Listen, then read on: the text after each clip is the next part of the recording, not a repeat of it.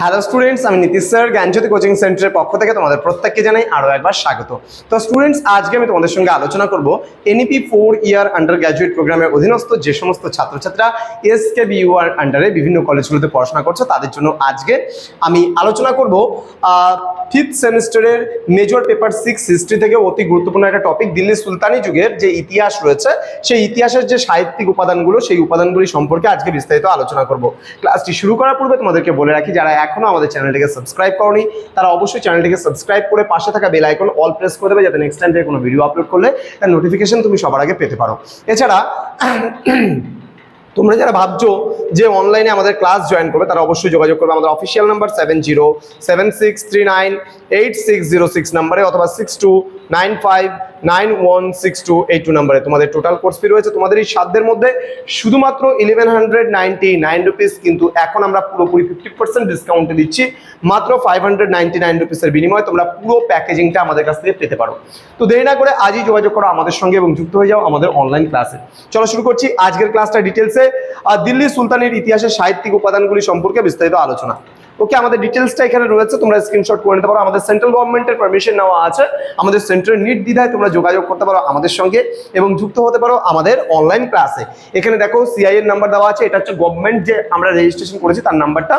তোমরা আমাদের official number এখানে রয়েছে, আমাদের ব্যানার এখানে দেওয়া আছে, আমাদের কোন সেমিস্টারের কোর্স ফি কত রয়েছে তার ডিটেলস দেওয়া আছে। এখন 50% ডিসকাউন্টে তোমরা পাচ্ছ আমাদের কোর্সটা। ওকে, চলো শুরু করছি আজকের ক্লাসটি। কি বলছে, দিল্লি সুলতানের ইতিহাসের যে সাহিত্যিক উপাদান রয়েছে সেই সাহিত্যিক উপাদানগুলি সম্পর্কে আলোচনা। দেখো, আমরা যে কোনো ইতিহাসের উপাদানগুলিকে মূলত দুটো ভাগে ভাগ করি, একটা সাহিত্যিক উপাদান, একটা প্রত্নতাত্ত্বিক উপাদান। সাহিত্যিক উপাদান কাকে বলি? যেগুলো লিখিত উপাদান রয়েছে সেগুলোকে, যেখান থেকে আমরা প্রাচীনকালের ইতিহাসটাকে জানতে পারি।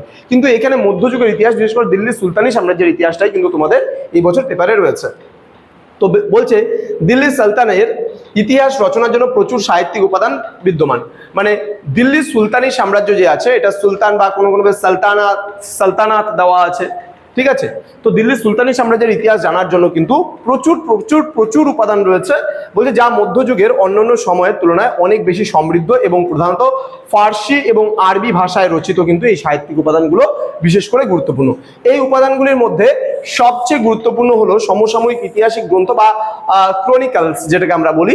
মিনাজ উজ সিরাজ রচিত তবাকত ই নাসিরি হলো দিল্লি সুলতানি সাম্রাজ্যের কিন্তু প্রথম দিকের একটি গুরুত্বপূর্ণ উৎস, যা কুতুবুদ্দিন আইবক থেকে শুরু করে নাসিরুদ্দিন মাহমুদ শাহের যে শাসনকাল সেই সম্পর্কে কিন্তু তথ্য আমাদের দেয়। এছাড়া হাসান নিজামের তাজ উল মাসির 1192 থেকে শুরু করে 1228 খ্রিস্টাব্দ পর্যন্ত আইবক ও ইলতুৎমিশের প্রাথমিক শাসনকালের জন্য অপরিহার্য।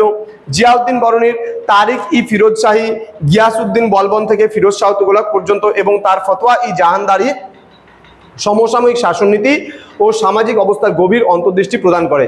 শামস ই সিরাজ আফিফের তারিখ ই ফিরোজ শাহ তুগলকের রাজত্বকালের বিস্তারিত বিবরণও কিন্তু এতে কিন্তু পাওয়া যায়, ঠিক আছে।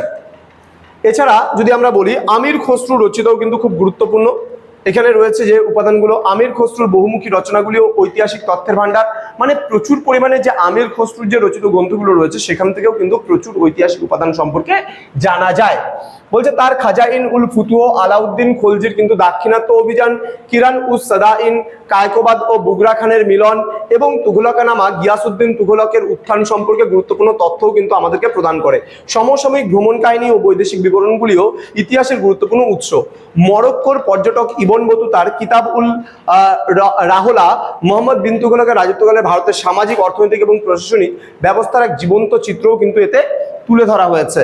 যদিও আল বেরুনির কিতাবুল হিন্দ বলছে সালতানাত প্রতিষ্ঠার আগে রচিত, সুলতানাত মানে কি, এখানে সুলতানি সাম্রাজ্য প্রতিষ্ঠার আগে রচিত হয়েছে। বলছে এটি একাদশ শতাব্দীর ভারতের কিন্তু সামগ্রিক চিত্র তুলে ধরে, যা সালতানাত পূর্ববর্তী অবস্থার প্রেক্ষাপট বুঝতেও কিন্তু সহায়ক যথেষ্টভাবে। প্রাদেশিক শাসনগুলি যেমন বাংলার কিছু স্থানীয় সাহিত্য এবং কাশ্মীরি রাজতরঙ্গিনী ও দিল্লি সালতানাতের ইতিহাসের সাথে সম্পর্কিত আঞ্চলিক তথ্যাদিও কিন্তু এখানে প্রদান করা হয়েছে। এই সাহিত্যিক উপাদানগুলি দিল্লি সালতানাতের রাজনৈতিক, সামাজিক, অর্থনৈতিক এবং সাংস্কৃতিক জীবনের এক সামগ্রিক চিত্র তুলে ধরতে অপরিহার্য। যদিও ইতিহাসবিদদের পক্ষপাতিত্ব এবং উৎসের সীমাবদ্ধতা বিবেচনা করা কিন্তু প্রয়োজন। তাহলে প্রত্যেকটা উপাদান আলোচনা করার পূর্বে আমাদের কিন্তু জানা প্রয়োজন যে সেগুলোর সত্যতা যাচাই করে নেওয়ার কিন্তু অবশ্যই প্রয়োজন। তো এই ছিল আজকে সাহিত্যিক উপাদান সংক্রান্ত ক্লাস। তো যারা আমাদের পেইড ব্যাচে জয়েন করবে তাদের আরো ডিটেলসে আরো বিস্তারিতভাবে আলোচনা করা হবে। তোমরা যারা এখনো আমাদের চ্যানেলটিকে সাবস্ক্রাইব করোনি তারা অবশ্যই চ্যানেলটিকে সাবস্ক্রাইব করে মানে পাশে থাকা বেল আইকন অল প্রেস করে দাও, যাতে নেক্সট টাইম থেকে কোনো ভিডিও আপলোড করলে তার নোটিফিকেশন তুমি সবার আগে পেতে পারো। এছাড়া তোমরা যারা ভাবছো যে অনলাইনে আমাদের ক্লাস জয়েন করবে তারা সময় নষ্ট করো না, যোগাযোগ করো আমাদের অফিসিয়াল নাম্বার যেটা রয়েছে 6295916282 এবং 7076398606 নম্বরে। তোমাদের উজ্জ্বল ভবিষ্যৎ গড়ে তুলবো আমরা, এটাই কিন্তু আমাদের প্রতিশ্রুতি। দেখা হচ্ছে খুব তাড়াতাড়ি আরো একটা নতুন ভিডিও নিয়ে, নতুন কোনো ক্লাস নিয়ে। তোমরা প্রত্যেকেই ভালো থেকো, সুস্থ থেকো। Thank you so much, thanks for watching after all. Thank